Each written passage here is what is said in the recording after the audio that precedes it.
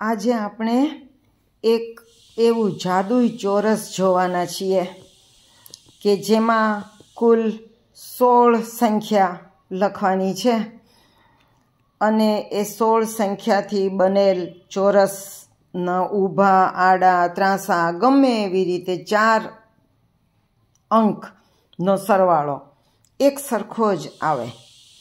આ ચોરસની રચના શ્રીનિવાસ રામાનુજમ, જે બહુ મોટા ગણિતજ્ઞ થઈ ગયા, એમણે કરી છે.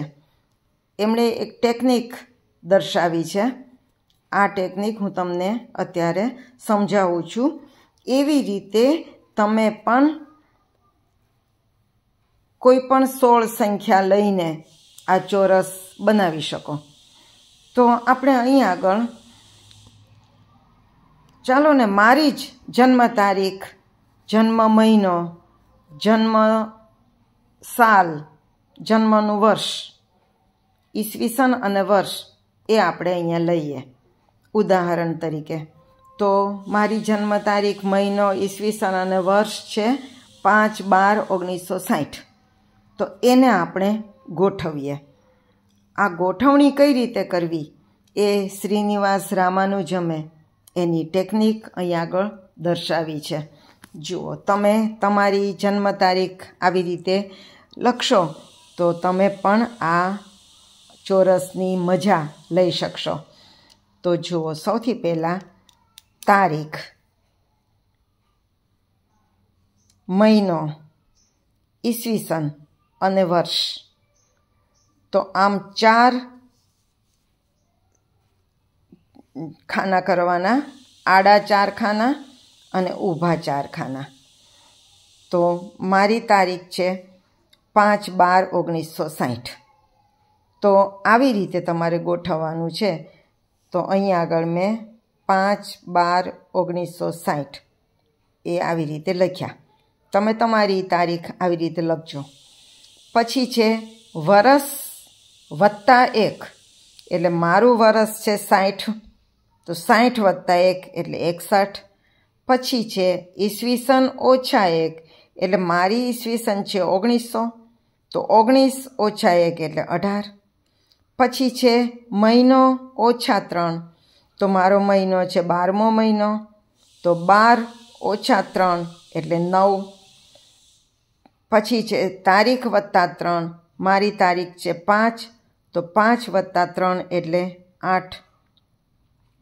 પછીની ત્રીજું ખાનું, એમાં છે મહિનો -2, એટલે મારો મહિનો છે 12મો મહિનો, -2 એટલે 10. પછી છે તારીખ +2, તો મારી તારીખ છે 5 +2 એટલે 7. પછી છે વરસ +2, તો મારું વરસ છે 60 +2 એટલે 62. પછી છે ઈસવીસન -2, તો ઈસવીસન છે 1900, -2 એટલે 17. હવે તમે સમજી ગયા હશો કઈ રીતે કરવાનું. છેલ્લે ઈસવીસન +1, વરસ -1, તારીખ +1 અને મહિનો -1. તો આવી રીતે આ ચોરસ બને છે. અને આમાં આપણે જોઈએ કે 22 રીતે સરવાળો આપણે કરશું તો એક સરખો સરવાળો 96 આવશે. તો બધાને 96 જ આવે એવું નથી. મારી જન્મ તારીખ 5/12/1960 આવી રીતે ગોઠવીએ તો સરવાળો 96 આવશે. તમે તમારી જન્મ તારીખને આવી રીતે ગોઠવશો તો કોઈ બીજો સરવાળો આવશે. પણ 22 રીતે એક સરખો સરવાળો આવવાનો છે. તો કઈ રીતે એ હવે આપણે જોઈએ. જો મેં અહીંયા આગળ એ તારીખ, મહિનો, ઈસવીસન અને વર્ષ લખ્યા છે. તો હવે આપણે જોઈએ. સૌથી પહેલાં તો ઊભો સરવાળો આપણે કરવાનો છે.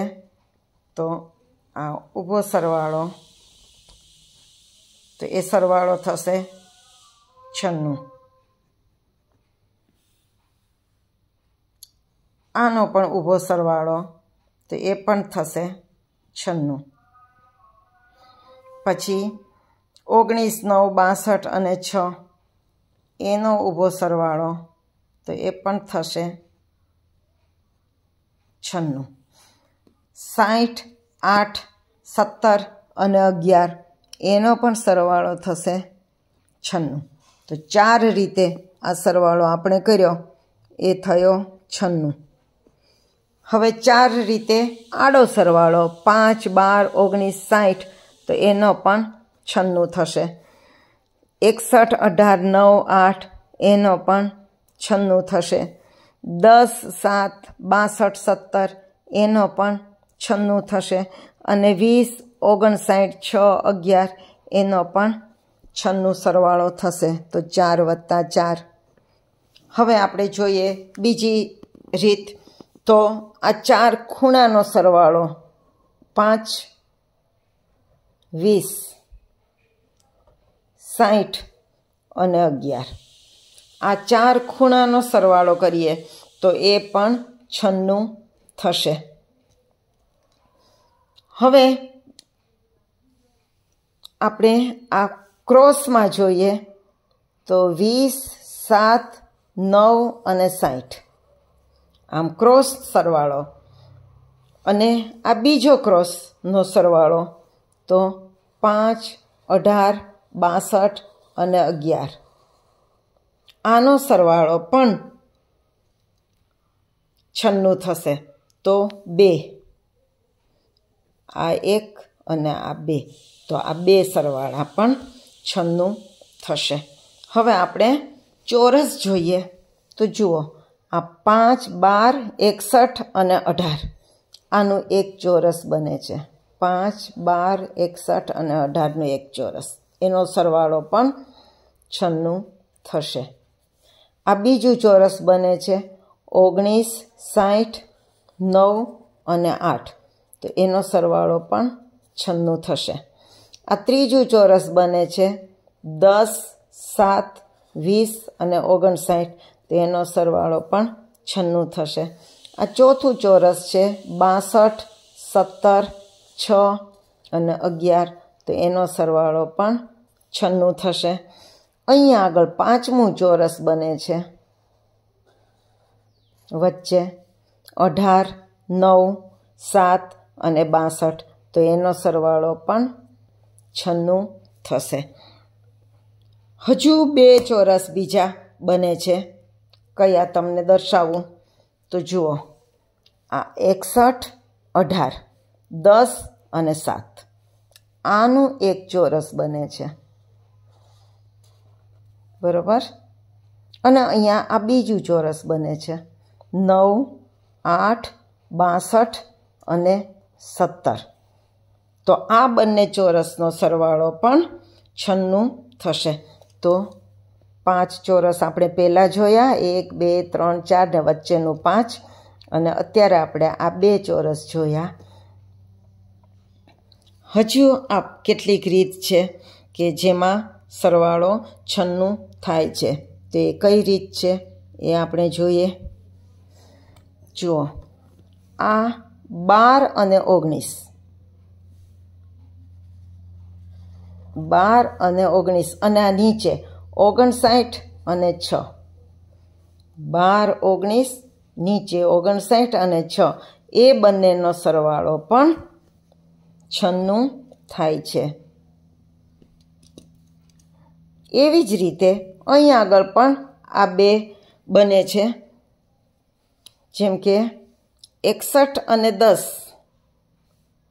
આ 61 અને 10, અને અહીંયા 8 અને 17, 61 અને 10, 8 અને 17, તો એ 4 સંખ્યાનો સરવાળો પણ 96 થશે. હજુ એક રીત છે જેમાં 96 સરવાળો થાય છે. જોઈએ એ કઈ છે.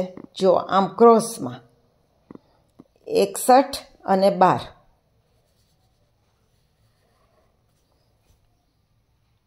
61 અને 12, અને અહીંયા 6 અને 17, 61 અને 12, 6 અને 17, તો એનો સરવાળો પણ 96 થશે. અને એવી જ રીતે 19 અને 8,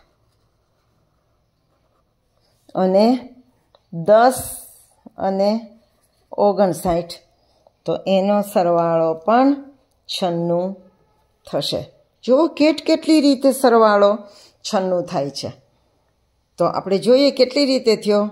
4 ને 4 8, 2 10 ને 5 15 ને 1 16, 17 18, 19 20 21 22. તો કુલ 22 રીતે સરવાળો 96 બને છે. તો તમે તમારી જન્મ તારીખ આવી રીતે બનાવજો અને તમે આવી રીતે સરવાળો કરજો તો એક સરખો જ સરવાળો આવશે. હવે એક બીજી રીત આપણે જોઈએ. આમાં કુલ 22 રીતે સરવાળો બને છે, પણ આ મારી પાસે એક બીજી ટેકનિક પણ છે. કોઈ પણ સિરીઝમાં સળંગ 16 સંખ્યા આપણે લેવાની. તો અહીંયા આગળ મેં 21થી શરૂ કરીને 36 સુધીની 16 સંખ્યા લીધી છે અને આવી રીતે 4 આડા અને 4 ઊભા એમ ચોરસ બનાવીને આ 16 સંખ્યા લખી. હવે તમારે શું કરવાનું છે કે આ ક્રોસની 4 સંખ્યા, એટલે કે આ ક્રોસની 4 સંખ્યા એને ઉલટાવી નાખવાની.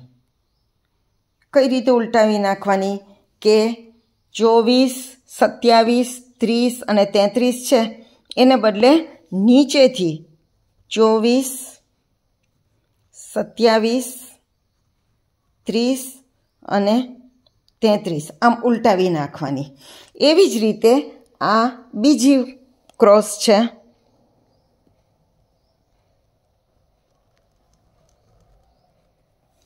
21 26 31 અને 36 એને પણ ઉલટાવી નાખવાની. એટલે કે 36 અહીંયા ઉપર લખવાનું, 36 31 26 અને 21.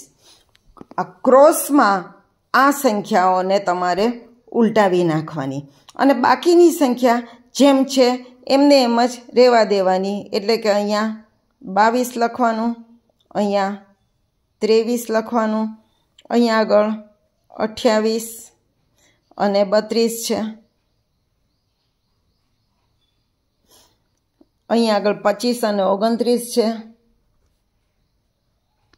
અને અહીંયા નીચે 34 અને 35 છે.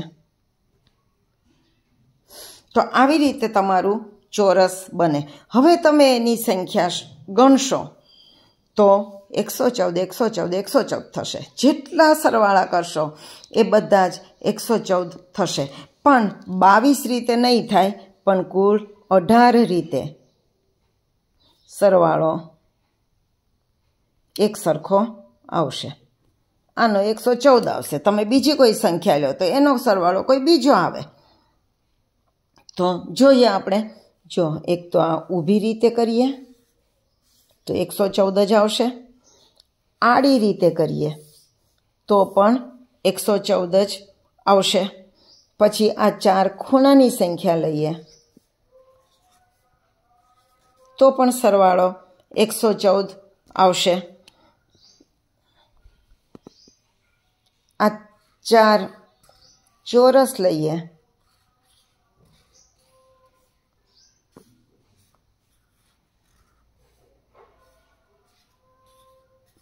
ચાર અને આ વચલું 5 ચોરસ તો પણ એનો સરવાળો 114 114 જ થશે. એવી જ રીતે આ 2 સંખ્યા 22 અને 23 ને આ 2 સંખ્યા 34 અને 35. એવી જ રીતે આ બંને સંખ્યા અને આ બંને સંખ્યા. તો આ સરવાળો પણ 114 114 થશે. તો આમ તમે કરતા જશો તો ઘણી રીતે સરવાળો એક સરખો થશે. કોઈ પણ તમે 16 સંખ્યા લો પણ સિરીઝમાં લેવાની તો તમે આમ કરી શકશો. મજા આવે એવું છે ને? તો કેલ્ક્યુલેટર લઈને બેસી જાઓ, તમારી જન્મ તારીખ આવી રીતે લખજો. આ પ્રમાણે આ તમારે યાદ રાખવાની છે. આ રીત ટેકનિક આ છે. આ ટેકનિક પ્રમાણે તમે તમારી જન્મ તારીખ, જન્મનો મહિનો, જન્મની ઈસવીસન અને જન્મનું વર્ષ આ પ્રમાણે લખશો તો 22 રીતે સરવાળો એક સરખો આવશે. તો મજા આવે એવું આ જાદુઈ ચોરસ છે ને. તમે સૌ એ પ્રમાણે કરજો અને કેવું લાગ્યું એ મને કોમેન્ટ બોક્સમાં જણાવજો. તો આવજો.